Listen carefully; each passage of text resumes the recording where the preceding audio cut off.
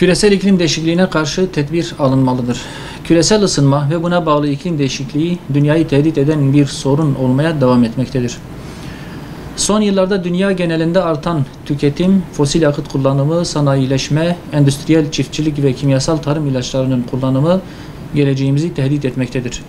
Bugüne kadar bireysel ve toplumsal önlemlerin yeteri kadar alınmamış olması kuraklığı, kıtlığı ve salgın hastalıkları tetiklemekte, insan hayatı ile birlikte tüm canlılar üzerinde olumsuz etkiler oluşturmaktadır. Çin ve Amerika Birleşik Devletleri'nin toplam karbon salınım miktarı tüm dünyada salınan karbon miktarının %50'sinden fazlasını oluşturmaktadır. Dolayısıyla küresel ısınma ve iklim değişikliğine en çok neden olan iki ülke Çin ile Amerika Birleşik Devletleri'dir. Türkiye ve diğer ülkelerde de küresel ısınma ve iklim değişikliğine karşı alınan önlemler yetersiz kalmaktadır.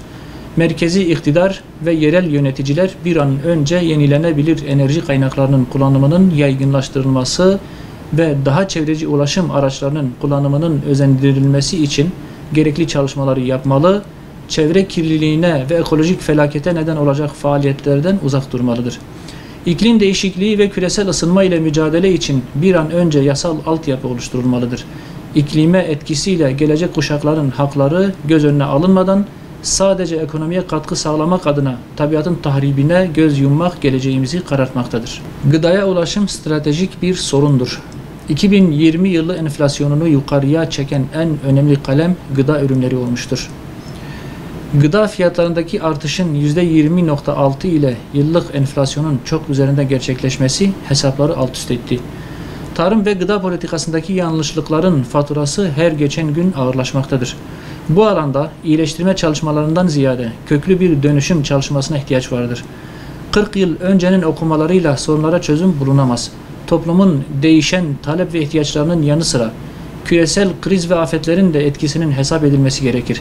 Kısa, orta ve uzun vadeli sosyolojik hususların yanı sıra olası siyasi gelişmelerin de dikkate alındığı bir çalışma yapılmalıdır. Bugün gıda tedarik zincirinin emniyet altına alınması artık stratejik bir konudur. Kaynakların buna göre harekete geçirilmesi ve doğru yönetimi esastır. OECD ülkeleri içerisinde gıda fiyatlarında en yüksek artış Türkiye'de gerçekleşmiştir. Bu durum yanlış politikaların açık göstergesidir. Bu duruma sebep olan kişi ve kurumların topluma hesap verme borcu yerinde durmaktadır. Faizin %17'ye çıkarılmasının enflasyona etkisi tartışmasızdır. Yüksek faiz, yüksek enflasyon ve yüksek işsizlik sürdürülebilir bir durum değildir. Gelişmekte olan ülkeler içerisinde en yüksek faiz oranlarına sahip olmak ülkenin gelecekteki hedefleri için de bir tehdittir.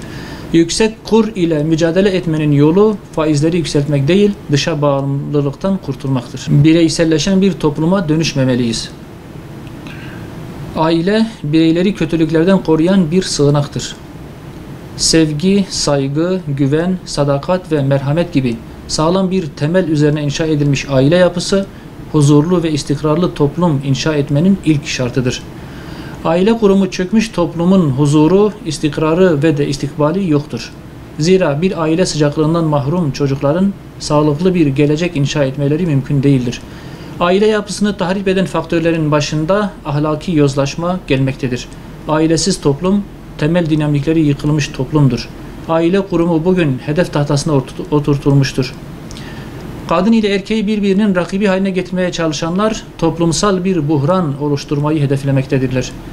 Bireyselleşen bir topluma dönüşmek bugün karşı karşıya olduğumuz en büyük tehlikelerden biridir. Kendi sosyo-kültürel değerlerimizin yozlaştığı, ahlaki yozlaşmanın yaygınlaştığı, hızla bireyselliğe doğru giden bir süreç yaşıyoruz. Toplum olarak bu tehlikeyi görmek zorundayız.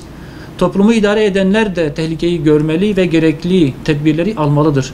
Olumsuzlukların nedenlerinin tespiti ve ivedi bir şekilde önlem alınması en büyük sorumluluğumuzdur. Cumhurbaşkanlığı Eğitim Politikası Taslağı ve Öğretmen Atamaları.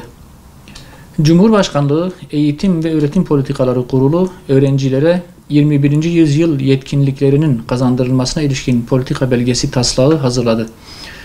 Taslakta eğitim anlayışı, ölçme ve değerlendirme süreçleri, öğrencilerin teknolojiyi doğru kullanması, yazılım ve kodlama becerileri, sektörle bütünleşme, kalite takip sistemi, eğitimci ve yöneticilerin liyakate kavuşturulması gibi önemli hususlar yer almaktadır.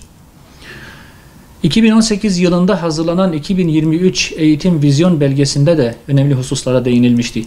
Söz konusu belgede eğitim ve öğretimin hem bedene hem de ruha hitap edecek şekilde çift kanatlı olacağına vurgu yapılmıştı. Ancak bu içerik pratiğe aktarılamadı. 2018 sonrasında hazırlanan kitaplara da hakim olan materyalist dil oldukça dikkat çekicidir. Bu nedenle yeni eğitim politika belgesi kağıt üzerinde kalmamalı, alanda uygulanmalıdır. Eğitim anlayışı Batı'nın pozitivist ve materyalist anlayışından ve ideolojik yaklaşımlardan tamamen arındırılmalıdır. Türkiye'de öğretmen olmayı bekleyen mezun sayısı 500 bin civarındadır. Sayıştay'ın raporuna göre kurum bazlı yaklaşık 130 bin öğretmene ihtiyaç vardır. Öğretmen ihtiyacının mezun olmuş adayların ücretli olarak çalıştırılması ile giderilmesi ciddi bir hata ve haksızlıktır. Bu uygulama eğitimin kalitesini ve öğretmenin itibarını düşürmektedir. Bu nedenle en kısa zamanda yeterli sayıda öğretmen ataması yapılmalıdır. Milli Eğitim Bakanlığı 8 ve 12. sınıflar ile mezunlar için 22 Ocak'ta destekleme ve yetiştirme kurslarını yüz yüze olacak şekilde başlattı. Bu kararın yüz yüze eğitime geçişin başlangıcı olmasını temenni ederiz. İl Hıfzı Sıha kurulları ve okul yöneticileri öğrencilerin bu kurslara katılabilmeleri için gerekli önlemleri almalıdır. Milli Eğitim Bakanlığı bu süre içerisinde ikinci dönemde başlatılması ümit edilen yüz yüze eğitimin hazırlıklarını tamamlamalıdır.